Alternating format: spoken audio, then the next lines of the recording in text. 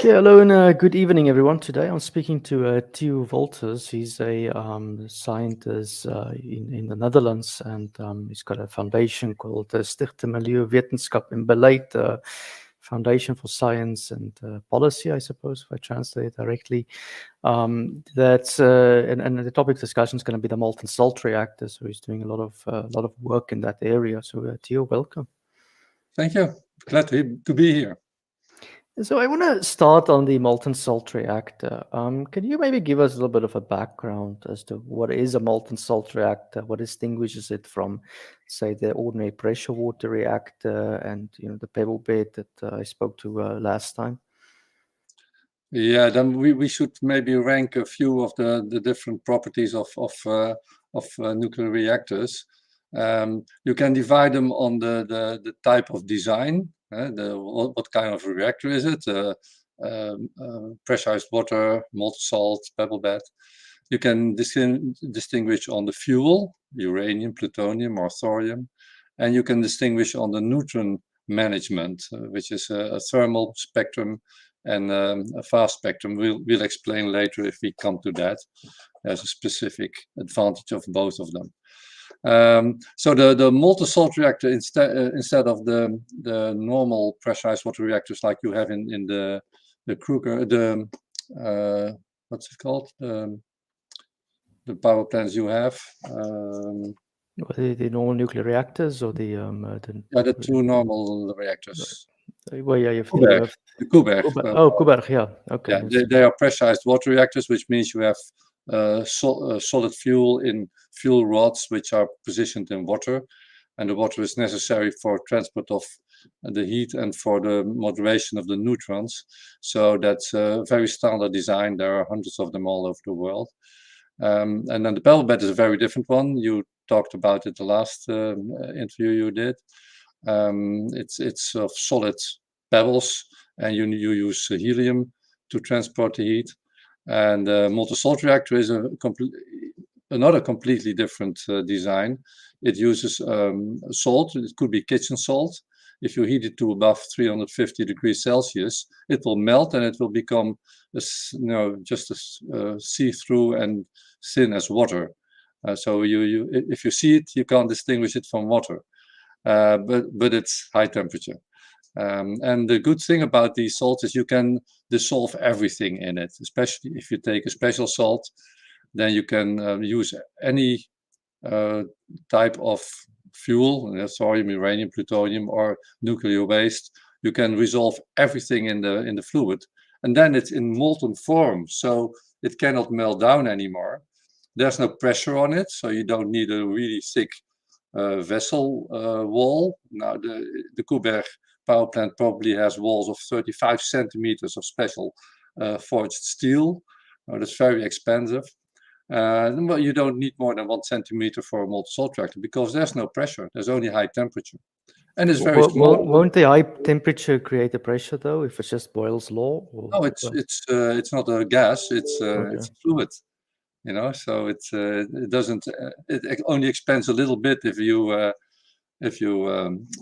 heat it, and there is a little bit of elevated pressure in the molten salt reactor to keep everything out, like you do in a dust-free room. You always keep overpressure to prevent stuff coming in that you don't want to have in. But it's a very simple and it's very high density of energy. So you only need a very small vessel, and the wall thickness can be 1 centimeter. And in it is only the molten salt and in most designs graphite to act as a moderator. So that's the whole reactor. It's so simple. That also is the advantage. Of course, it's simple, so it's cheap, and it's also completely safe. The fluid, the fuel is already molten, so you can't have a meltdown. There's no pressure, so you can't have a steam explosion as there was in Chernobyl.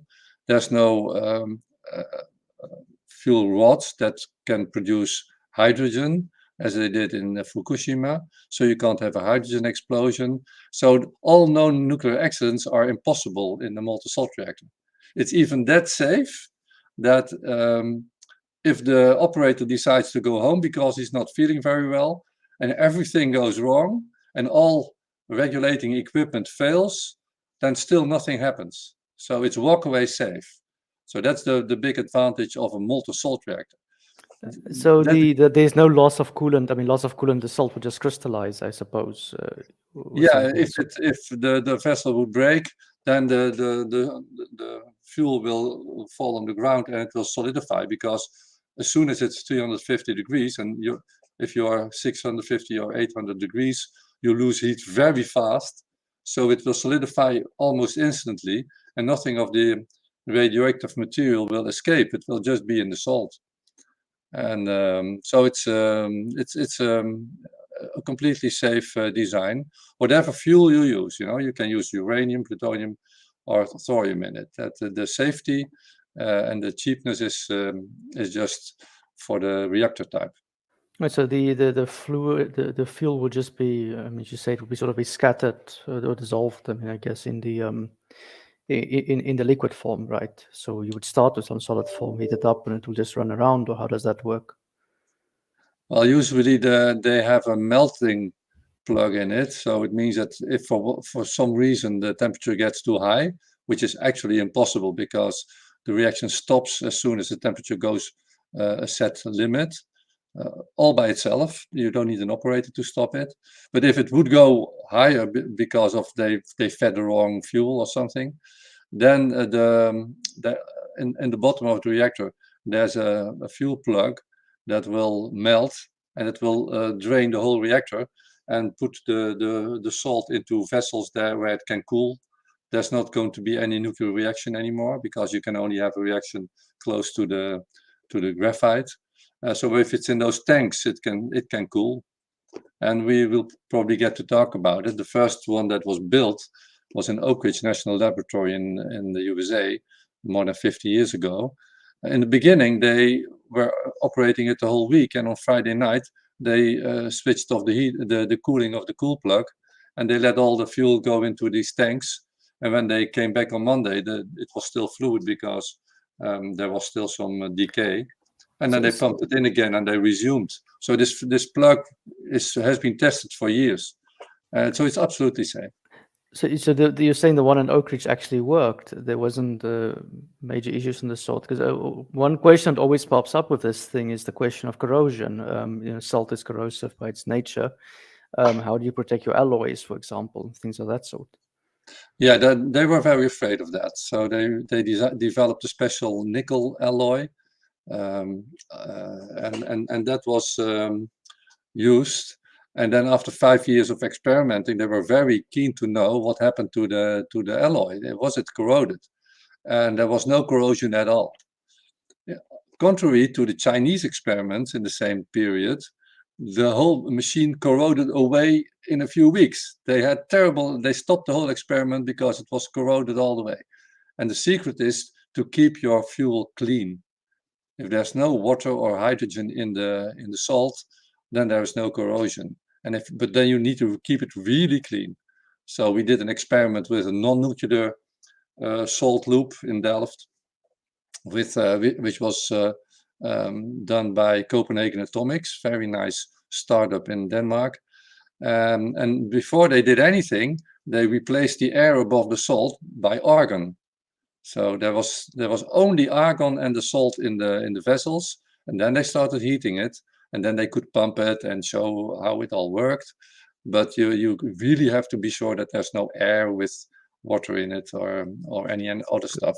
If you keep the salt really clean, there is no corrosion. They found after 5 years a little bit of radiation damage. So you have to, if you want to run the same vessel for 30 years, you have to take measures to avoid radiation damage. And you can do that by making an even better alloy. The Chinese are doing that, for instance, and in Czechia they are building better materials. But you can also do it by having a blanket around the active reactor with thorium in it. So it takes all the nutrients and produces new fuel material, and it doesn't reach the wall. So Or you you have can like a make you the have a wall. first wall, if you will, a blanket wall, I guess. I don't know what you call it, that absorbs the neutrons, and that's the Yeah. yeah. So and you can also make the wall a bit thicker, then it will last longer. So, but those are the questions we have with the molten salt reactor. How long will the graphite survive, and how long will the vessel and all the pipes survive? And basically, there's no real problem. You can replace the graphite after a certain time. We know it will last at least 5 years. Most people think 10 years, but you can replace it. But there are other things, like in Oak Ridge, they had some problem with noble metals that would precipitate on the coldest part, which was not in the vessel, but was in the piping somewhere. And then it started to decay and produce heat. So you got overheated pipes. So you have to be sure that you catch out all the noble metals and other stuff that can precipitate somewhere. We've already done tests in Patton here to take out these materials. So this is the kind of research that is still needed. But we know from Oak Ridge that it worked for 5 years. And at the time, it was the longest run of a nuclear power plant ever. So they could have it operate for 3,000 hours and without interruption. And at the time, that was a record. So they designed it, they built it in 5 years, and they experimented for 5 years, and everything performed as was planned, and it was completely new territory. So those were great scientists. Yeah, I can imagine. Just the last question on the salt. I mean, I would suppose they would look into sacrificial metals as well and things of that sort to protect it. For Because now, we use, they tend to use nickel sponges that have the tendency to catch the noble metals. So no, they don't have sacrificial metals yet, as far as I know. Okay, well, it's just was one thing I was thinking of, because I'm working in offshore construction. We use it all the time for ships and things of that sort. Yeah, that's if you have electrolytic Yeah. rust forming, but that's another kind of corrosion than you have here. So Oh, but okay. in ships, it works perfectly. Yeah. Mm. Okay.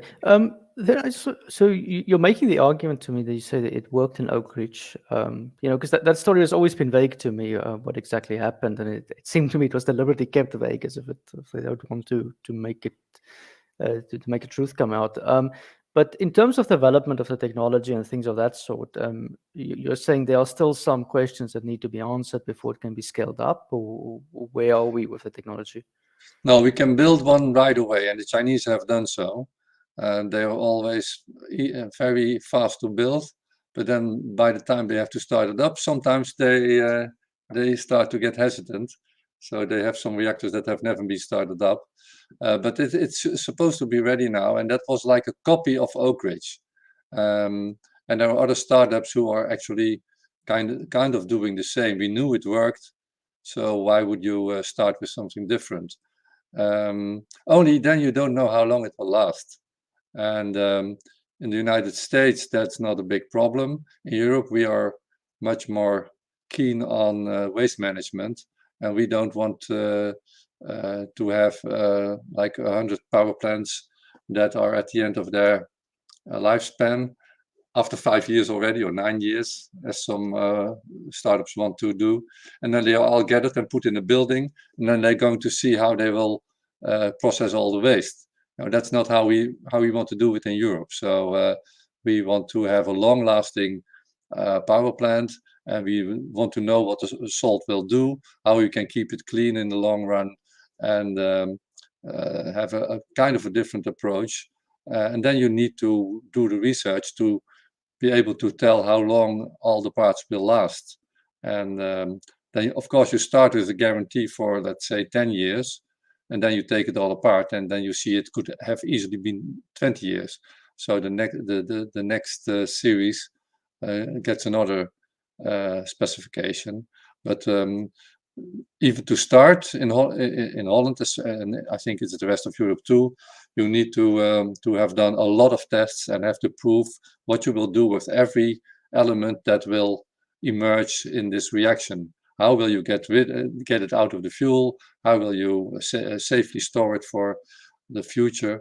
So we now at the time of Oak Ridge, there were no rules. So they thought, well, I think this is going to work. Let's build it, and they built it.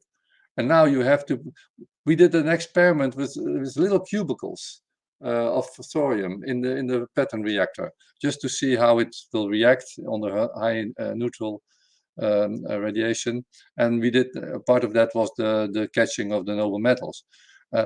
That experiment was delayed for 2 years because we had to prove for every element that might emerge how we should store it and how we should take it out. So that's why things are not going very fast in this in nuclear technology nowadays. And of course, they're right. You know, we should be sure that everything we do is safe. But are we not overly cautious though with nuclear? Or do you? Yeah, we are, but that's okay.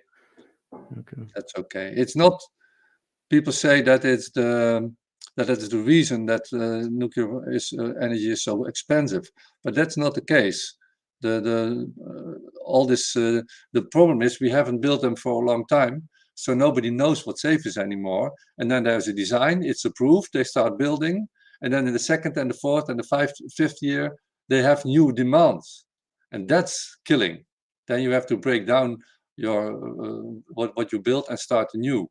So changing regulation, that's a problem. Not the fact that we have very strict regulations. We like to have good regulation.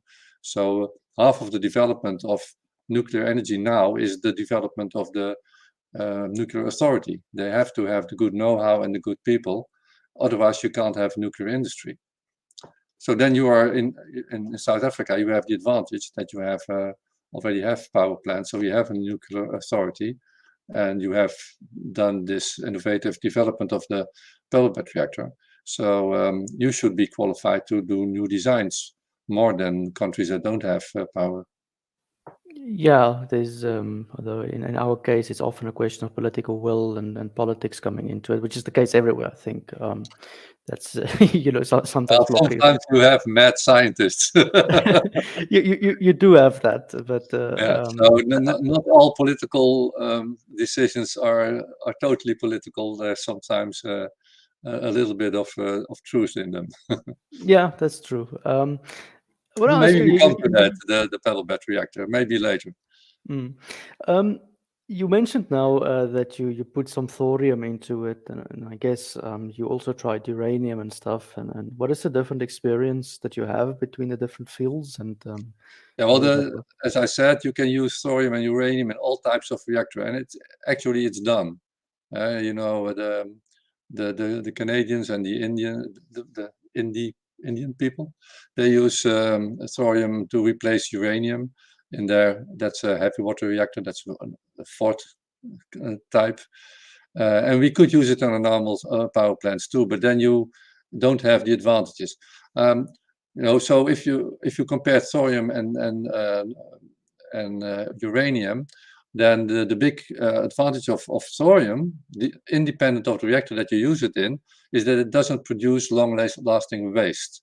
If you use only thorium, you can't use a combination with uranium because then it will produce long-lasting waste. And of course, thorium is abundant; it's all over the world, and already we produce more thorium than we would need to provide energy to the whole world. So much thorium is already mined and is waiting for someone to use it. You don't have to enrich it as you have to do with uranium. So you can just use pure thorium and put it in the reactor. So the fuel is free and abundant. That's a big advantage. And yeah, of course, that all makes the fuel very cheap, a lot cheaper than when you have to have enrichment facilities. So the question would then be, why did we choose uranium in the first place? I guess the bombs. You hear that a lot, but there's a lot of considerations at the time, and the bomb may have been one of them, but I don't really think it was the most important one. It's hard to say which was the most important one, but we know which were considerations. And first of all, the inventor of the nuclear power plant, as you have in Koeberg, is Alvin Weinberg. He designed it for submarines. And for a submarine, it's an ideal design. It's very small, it has high power. And in a submarine, there's always water under high pressure.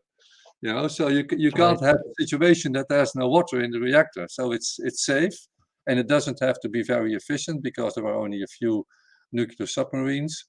But then they started using it for electricity production. And then the inventor of the same reactor, the inventor became very angry because he said, you cannot use this for power plants. It's not safe. You can have meltdowns, and you'll use up all the uranium we have, because at the time they thought there was only very limited amounts of uranium in the world. So they wanted to use uranium in a very efficient way. And at the same time, Weinberg already had designed the molten salt reactor. So he said we should stop building those power plants. But America, they were already building them all over the place, and they thought to tackle the problem of the lack of uranium, we have to build breeder reactors. It's like a reactor that produces more fuel than it uses. Right. It's easy to do. So they started that development. That has never turned up, never produced a reactor, but they decided to focus on that also because that was the project of the industry. And Weinberg was at Oak Ridge, and he was an academic. Molten salt reactor is actually a chemical reactor. So the normal reactors are physical reactors, so that it's a different breed of people. And Weinberg was a greenie. He was protesting everywhere against those power plants. So Richard Nixon decided to get rid of him, and he had the war in Vietnam costed so much money that he had to cut down on nuclear. And the experts all told him, we need to have this breeder, and we need to have normal reactors. So he shut down Alvin Weinberg. He fired him, and soon after that, the whole project was finished. So there was a lot of arguments to close it down. And the fact that it's not a really good breeder for new plutonium for nuclear bombs, I don't think that has been an argument, because they didn't produce nuclear fuel in reactors. The English did. They built a special reactor that you could use to roast uranium so you can produce plutonium. But the Americans had a special reactor to produce nuclear fuel for bombs. So civilian and military was always separate in the US, in a way. It's never separate in the US, but in this case, it doesn't seem like the direct argument. Indirectly, of course, the industry and the military were kind of mixed, and they were influential. So Weinberg was standing alone as a scientist. So in that way, the military would have chosen the side of the existing industry, I assume, but nobody knows. Yeah, it's just one of those things. So then Richard Nixon obviously cuts the funding, and that's basically I suppose the start of the decline of nuclear, if you can call it that, because even though they built more reactors, the innovation stopped, right? Yeah, it was the end of the molten salt development. They didn't even shut it down properly. They just shut it down and let it lie. And it's a very safe reactor, but you should not close it down and let it lie for 30 years. Then there's a lot of angry stuff building up in the salt that is very hard to get rid of. So they spend hundreds of millions to clean up the reactor that they just shut down. If they would have cleaned it up in a neat way at the time, there wouldn't have been a problem. But the funding was cut, and the reactor was stopped, and the people were fired. So it was a very stupid decision in many ways to stop the whole experiment. So where are we now then with this whole thing worldwide? Because even given the climate debate, there's been a renewed interest in nuclear. Whatever we think of that debate, is irrelevant. But people have looked into it and say maybe we need to go back to nuclear energy. And some people have argued Pebble Bed, they've argued molten salt. You keep on hearing it, but you don't see them. So I mean, where's the development? Well, first of all, to have innovation, you need industry. So and you need people, so you need education. And in Europe, we were, and also in the United States, they were closing down all nuclear power plants, and nobody saw a future. So people didn't go to study nuclear engineering anymore, and industry was cutting down. So the only one we had left in Europe was Areva, and actually it went bankrupt on building the reactor in Finland.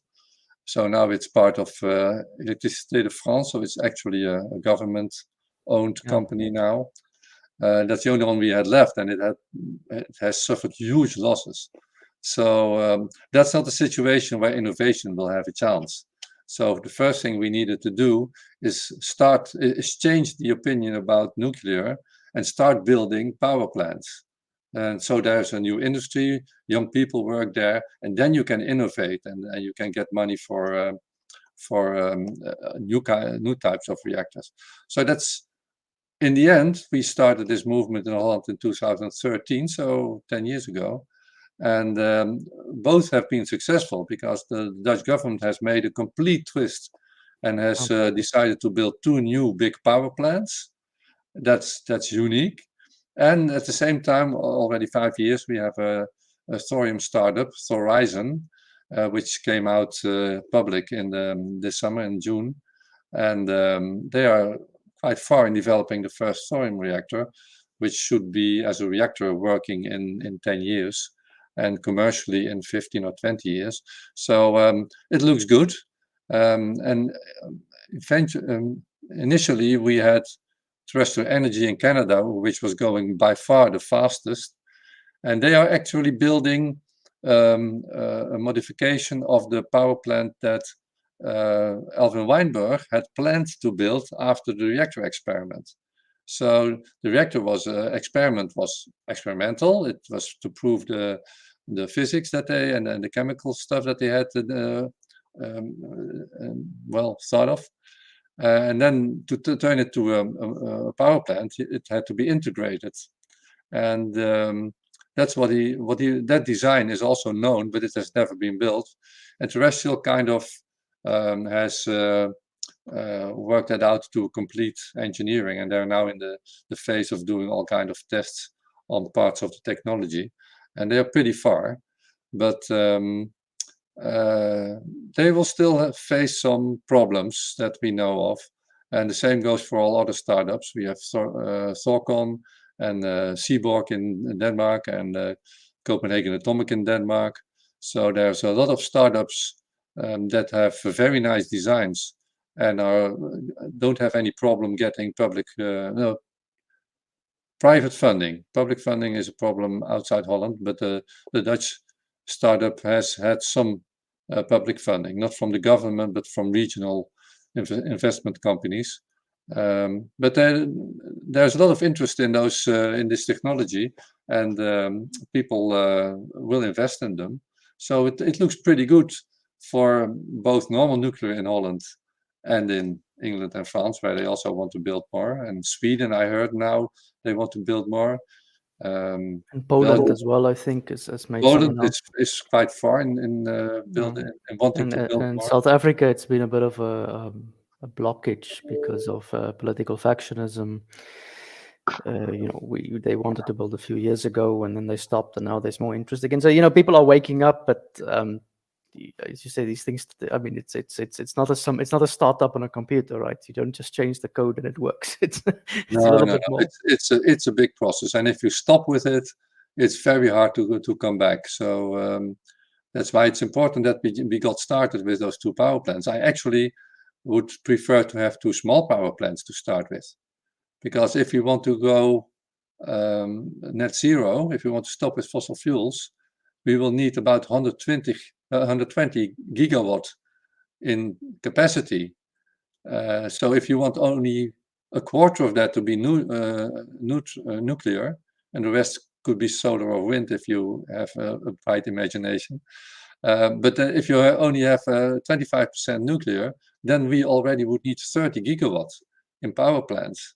So the first 2 small ones would just be to get the process running, get the education started up, get the nuclear authority up to date with the possibility to actually regulate and allow building. So the sooner we start and the faster it goes, the better it is. And we'll have to build many more power plants in the future. So who cares that the first two are small? As long as they're built quickly, then the process will go on and it will get momentum. And how is it one of the best things yeah. we saw is that when I started this movement 10 years ago, there were 6 people studying nuclear engineering in Delft. And now there are 40. And there's no new jobs yet, but everybody is starting to think, hey, this nuclear is going to come back. So people start studying it. We need hundreds of them. If we want to build 2 power plants, we need a few hundred people to operate them. So we need to have academic and lower education. We need all kinds of people who are capable of running a power plant, and that has already started. So I'm for Holland. I'm pretty positive. Okay. In your email exchange to me, you said you also wanted to speak about fast spectrum reactors, reactors, and thermal spectrum reactors. What are those, and how do they fit into this? Yeah, that's because there's a misunderstanding that if you have a thorium reactor that we are planning to build now, you can burn waste in it. Because that's not yet. We don't have a design yet that can do that. You can burn waste in all kinds of reactors as long as you go to the fast neutron spectrum. That means that normal reactors, they use thermal spectrum. Those are low energy neutrons, and in order to get a reaction, you have to slow them down. So the neutrons fly all around, and if they go through graphite or to water, they slow down, and then they find a uranium atom to hit the core, and then you have a fission. Only if you slow them down, and it's a very good controllable process. You know exactly what's going to happen. If you go to the fast spectrum, you have very fast neutrons, and it's very hard to get a reaction then, so you have lots of them. So it's like the difference between a rifle and a shotgun. The fast spectrum reactor is a shotgun. You have a whole, So the graphite and the water modulator is not that simple, It's if the thermal reactors have a moderator like water and graphite to slow down. The fast reactor doesn't have it. It has all these really fast neutrons, and they find atoms to react with, and then you have fission, you have even more neutrons. So you can imagine that it's much harder to keep under control. And that's the problem of fast reactors, that if you make them big, they get very hard to be absolutely sure you control them. They're not inherently safe as we would like the next generation to be. Like the pebble bed reactor is 100% safe. The molten salt reactor is 100% safe. And if you have a fast reactor, you can have problems. So that's why it's much more difficult.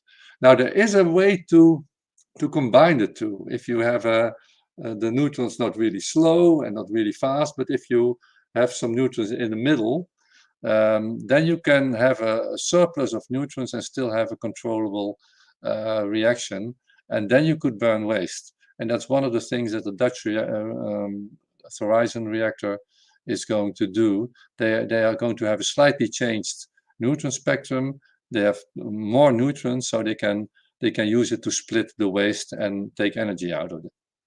Okay, so the waste has to be pre-treated before it's mixed fill and things of that sort before it can be used. That depends. You could take the waste of the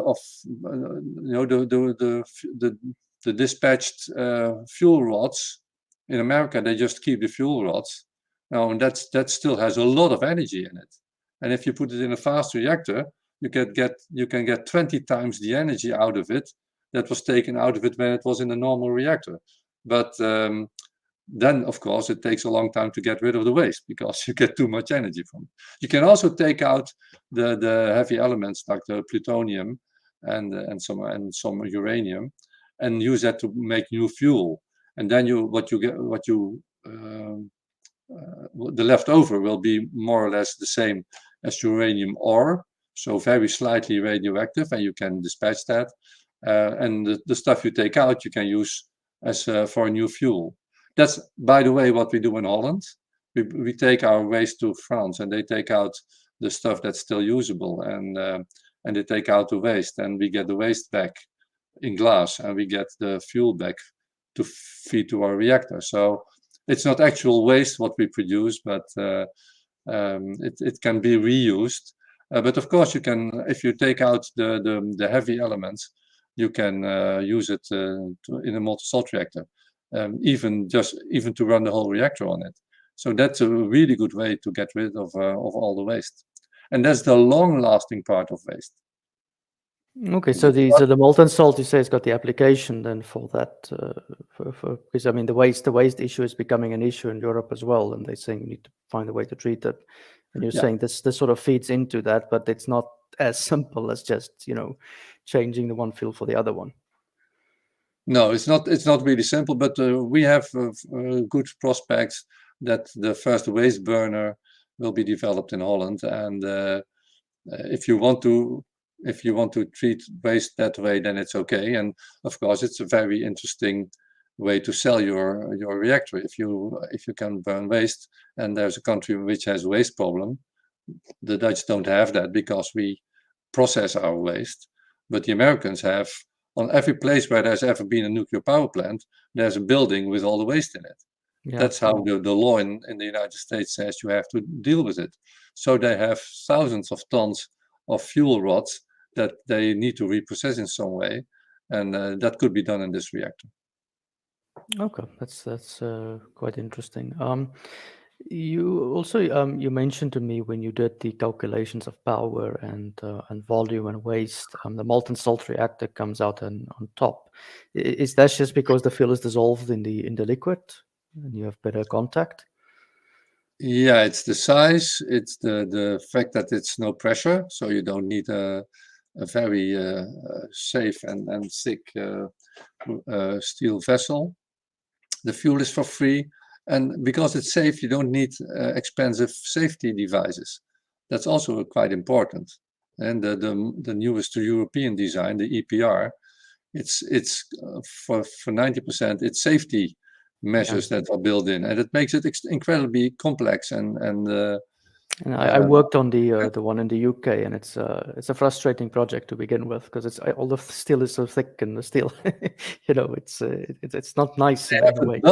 A double concrete dome over it, so it's completely overdone. And the history of that, I think, I can't prove it, but I think it's Germany, because it was a European project. So the French and the Germans worked together. And in Germany, Siemens was really good at nuclear power plants. The only little Dutch power plant we have is built by Siemens at the time. And it's been working for 50 years, and it's going to work another 20 years. So they had good knowledge, and they have built a lot of really good power plants in Germany. They're now all shut down. Perfectly good power plants, But then when they had to produce a power plant together with France, the Germans kept on adding new demands, like this double dome and stuff, because I think they were actually fed up with nuclear, and they already knew we're going to step out. And so now we are stuck with an incredibly difficult design that serves no purpose. The French what they should do is immediately take out all these crazy demands and build reactors as they have built in their own country, 50. They're really good.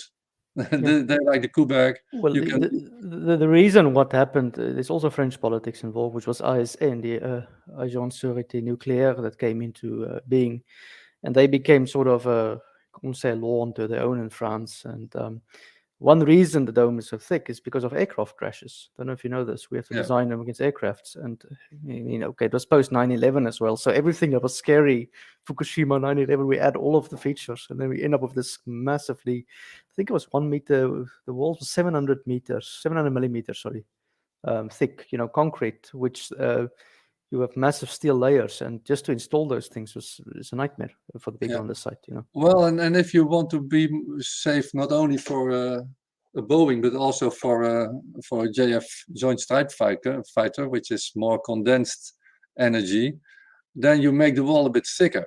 But to make a double cone, that's crazy, you know. That's so expensive, and so they should go back to normal demands and offer that to the world. And now they have to try to sell this incredibly expensive power plant, and it's not the future of nuclear energy. Well, they have now announced in France, Macron has announced that he's looking into it, but it must be said, 2018 Macron was anti-nuclear. Now he's changed his religion, so you don't know what the wave is going to. But they say they want to reinvest and look into it. And Yeah, then they're say, already. yeah. I heard that they are already designing this simpler one, the EPR2. But Macron also said, "I'm going to start a €1 billion program to build small modular reactors." So they say a lot. You don't know what they really do. Yeah, it's and also the other thing is the next 10 years, I think, is going to be the test for solar and wind, if they would live up to their hype. You know, I put it this way, I'm quite skeptical of many things, and that's one of them. I'm not sure if if this idea of interconnectors and things everywhere is going to give us unlimited power. You know. Well, if you're an engineer and you know about net stability and frequency stability, you know that it's absolutely impossible. You need at least 25% of your current to come from power plants with, rotating generators. Because if there's only a little accident somewhere and the frequency goes down with 1/10 of a hertz, then all those solar plants, they switch down. So then you have a big accident. And then at the moment we catch these incidents, we get the energy from the rotation force of the power plant. So we have 15 seconds to take measures. 15 seconds, but that's what works. There are thousands of problems every year, and the engineers have 15 seconds to solve each one of them because we can take energy out of the rotation of the power plants. If you don't have them anymore, there's no net stability anymore. So that's why I say, whatever you will do, even if you have this illusion of solar and wind, you will need 25% coming from power plants. And what is easier than doing that with a nuclear power plant? You can't have a gas power plant only for that purpose, you know? So I don't think it either. It's far too expensive. But if we are taking steps in that direction, let's take logical steps which make sense, like build nuclear power plants. No, that's a no regret strategy. Yeah. And you have cheap electricity for 60 years. Well, and the other thing is it guarantees a safety of supply, because in this intermittent systems, you say frequency stability is one, but the other one is what happens when you have no wind and no sun on a given day. At the moment, the solution for that is natural gas. Okay, that's great as long as Putin is not invading the Ukraine. You know. Yeah, well, the answer then is that they're going to produce a lot of hydrogen when there's too much wind, and then they use it when there's no wind. There's one thing they don't understand. If we go away from fossil fuels, then not 12% of our electricity will be of our energy will be electricity, but 100%, because everything has to come from electricity. If it is nuclear or wind or solar, or your energy will come from electricity. So if you have no wind and no sun, and you have to make 120 gigawatt of electricity at that time, then you need 240 power plants. Now we have about 20 in Holland, but in order to have backup for all this wind and solar, you need 6 to 8 times more power plants. But they're breaking down all the power plants.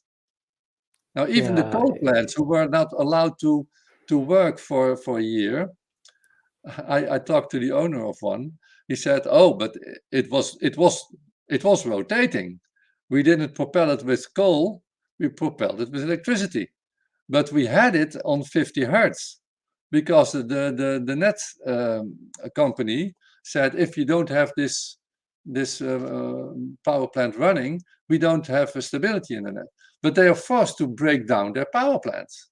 I would say let at least the generator let it remain, so you can keep it turning like a flywheel on electricity because you need it for net stability. But the government doesn't have a clue about energy. Okay. Yeah, and the other one here is the data service, and it's interesting to see Google and Apple and these guys are now looking into nuclear because they've learned the lesson. Because data service in particular are highly sensitive to changes in frequency. So they're looking into it. I think they're not saying it, but they're realizing this problem is coming. Yeah, well, at the moment they buy wind and solar, and they get it from from coal plants, because the wind and power supply is like this, and their use is like this. So when there's no, they get. Well, let's get back to the technical part. Yeah, let me ask you then this one on the question of industrial heat and stuff. It's a question that people have been asking me a lot is on this channel is, how efficient is this nuclear thing to get the heat directly from? Because as you know, the nuclear loses I think 2/3 energy through steam generation.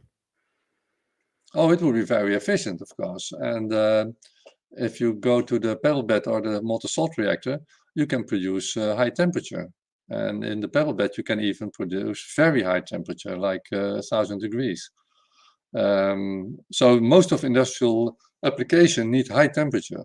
You can't. It's not enough to have 200 or 300 degrees steam. So nuclear would be efficient. The problem is that running a nuclear operation has so high demands that you have to have hundreds of people working for you. You have all kinds of permits, and the environment has to be prepared, and nobody can live. And so that's a problem for industry.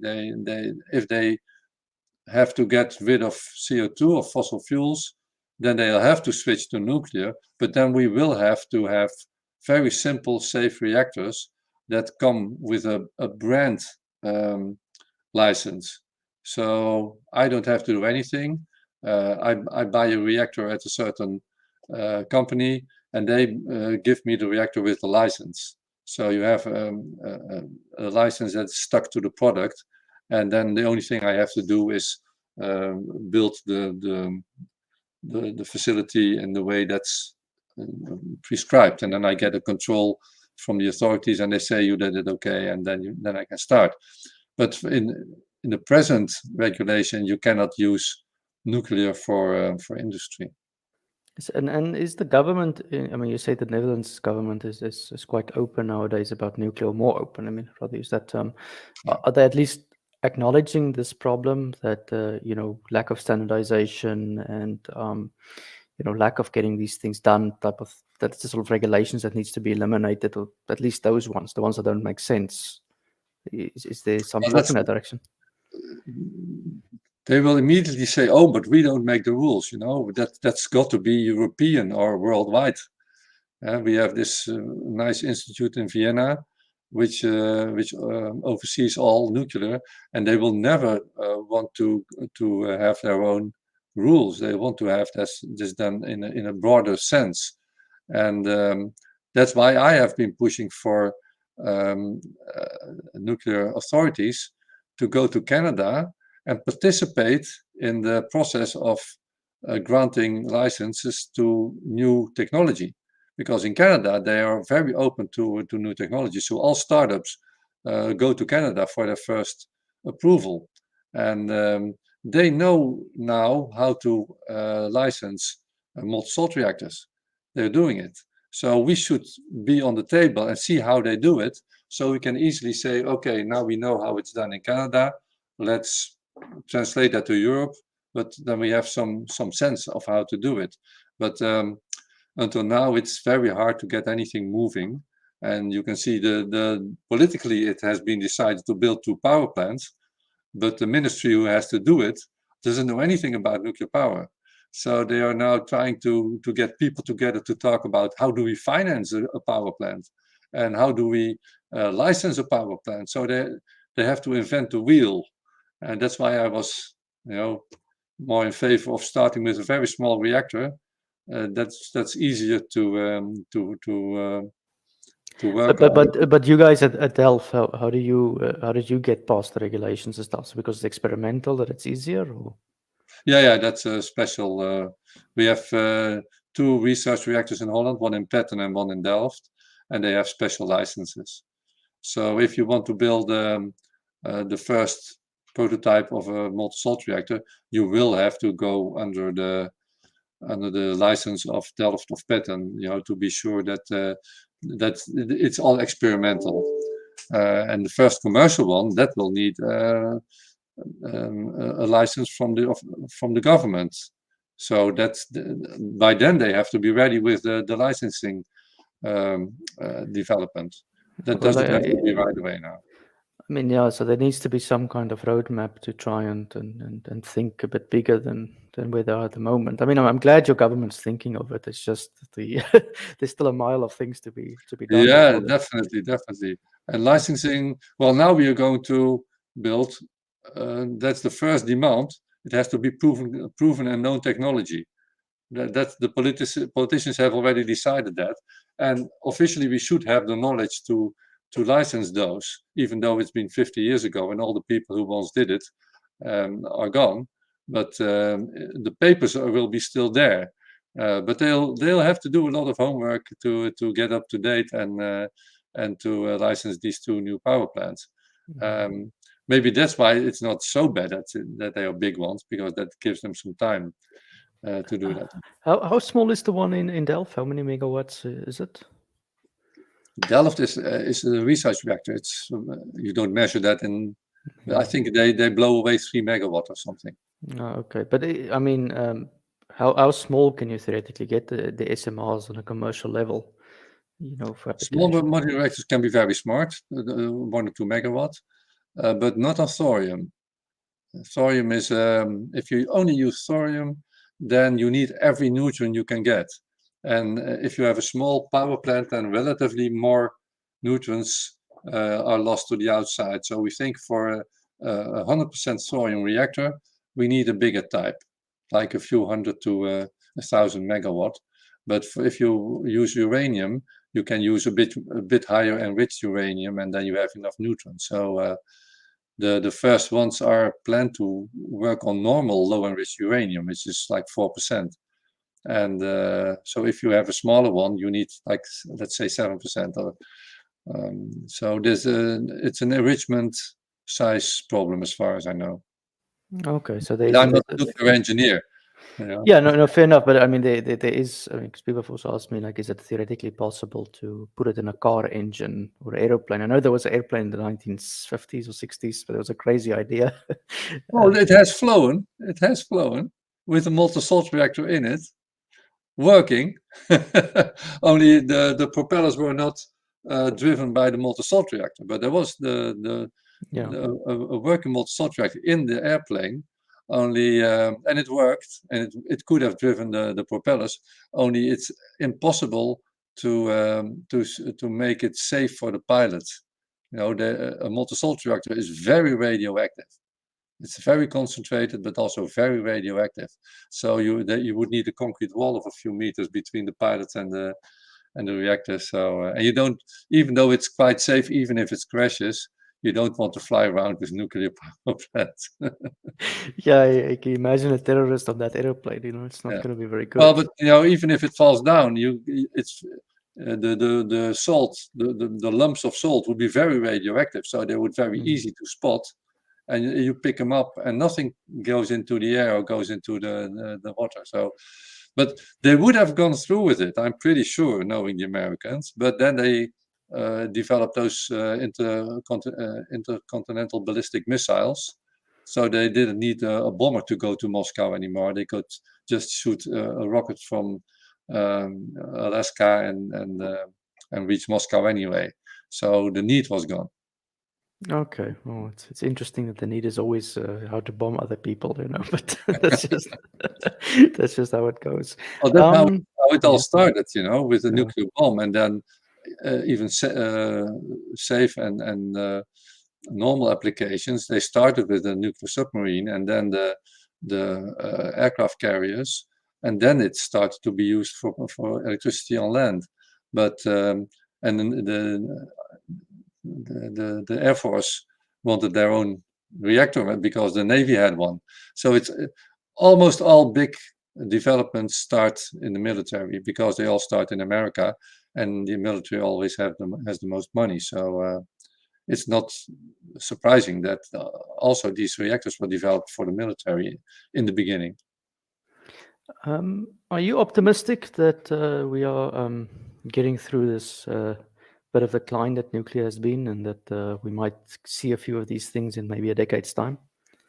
Well, the decline was mostly in Western Europe, Yeah. because in Eastern Europe and in Russia and in China and Korea, in the Middle East, they were still building power plants. They continued all the time. So now they are experienced and they can build the same reactor that you build on in England. They build it for about 40% of the price. Two of them within building time, within price in China. And they even bought the nuclear part in France. So that's not the difference in cost. They just are very good at building those large projects. And we haven't done it in 40 years. So that's a big difference. The Koreans have now built 4 big power plants, 1,400 megawatts in the Middle East, and within time and for a really, really low price. And the tragedy is the one they built in Dubai was built by, I mean, a friend of mine worked there, and there was 150 South Africans on the building site, but South Africa cannot build it in their own country, and it was Americans building it, and I think there were Dutch people as well. So, it's all the retired guys that got kicked out of their jobs or left the industry at home that went there and helped to build it. They can build it themselves. They've built, I think, about 20 in Korea. But yeah, it's their technology, yeah. For manning the power plant, they needed people, and they indeed went to all the countries where there's a good nuclear tradition, and they bought away all the people who were available in the laboratories. So they went in Holland, and they bought all kinds of people to go work there for, of course, not a low income. But that was the only delay they had for starting of the first reactor. They didn't get enough people in time. So I'm pretty sure there are South Africans and Belgians and Dutch people. Yeah. What do you think we can learn from those guys, from the Chinese and the Russians? Are you allowed to say Russians these days? The others. What do you think we need to learn from them? Yeah, people say it's out of the question to buy Russian power plants, but they forget that Eastern Europe is full of them. There are more Russian power plants in Europe than Western power plants, and they all work very well. And Finland, who has struggled with the first European, the EPR, they were so fed up with it that they ordered a Russian power plant to be built in 4 years next to it. That didn't go through, but they were almost signing this agreement. So we already have lots of Russian power plants, and we will need them to keep them running. So it's we should be careful about what we say about not using nuclear power plant. Well, I mean, Egypt is building one at the moment, a Russian power Turkey plant. is building a few of them near Istanbul. So Russia is building, and they're very good at building those plants abroad, and they're perfectly okay, those reactors, and there's nothing wrong with them. Well, the difference is this. I mean, because I studied in France with French and Russians, lots of people here. And in France, the clever kids would go and work for Total. In Russia, they want to work for Rosatom. Yeah, That's the difference, And they've developed a whole range of power plants, going from one on a ship to the same size as the EPR. And they can build everything, and they have experience in everything. So they're good technicians, and if you want the same as the Koreans, if you want those crazy safety devices that we have on the EPR, we want them on those reactors, we can get them. They won't devise it, but we can get it. So I would really want the first 2 plants in Holland built by experienced builders. So the small ones could come from General Electric Hitachi. They've been building boiling water reactors for a long time, and they have now a very small design that would fit perfectly next to our own power plant. Or if you want a bigger one, use the Koreans. They are experienced. They can help us start to build. The companies in Holland who will be needed to build it can learn from them how it's done. And there's no geopolitical strings attached to Korea as well. No, Korea is an ally. So that would be my proposal, and it is taken into account, even though there's a lot of political pressure from France to use the French one, and from the Americans to use the American one. You see, the Polish already are Well, playing. I've heard in the French media, because it's in Paris, people have asked, shouldn't we get the Koreans to teach us how to do it again? That's been asked, So if Well, that's have you ever tried to teach a Frenchman to do something? yeah, That's not going to be. They took the Chinese into the project in the UK, but still it's 3 times as expensive and it runs out of time. The Chinese couldn't help the French, so well, yeah, but the project was idiotically managed. Just my definitely. experience being Yeah. on it. So, anyways, yeah, I'd like to thank you and stuff. Just for the listeners, where can they find out more about you and your work, and those who are curious of studying this type of technology? Well, we have the best source is the Thorium Molten Salt Foundation, which is THMSR THMSR.com or .org. I'm not really sure. I'll put it in the description anyways Yeah, afterwards. you'll that's information that's all checked by scientists. So we are not a pressure group like in many countries. The thorium movement was really like almost a new age kind of a group, and they were telling all kinds of things that were not true. We try to stick to science, and we have good ties with There's the. interesting videos on the internet of these sort of Yeah. Thorium priest Yeah, priests. but it tickles the imagination. It's such a perfect form of energy. So I can understand that people get enthusiastic, but usually that doesn't give you the respect you need to be taken seriously. So we did better, I think. Yeah. Anyways, Theo, thank you very much for the conversation, and I really enjoyed it. Yeah. And thank you everyone for listening.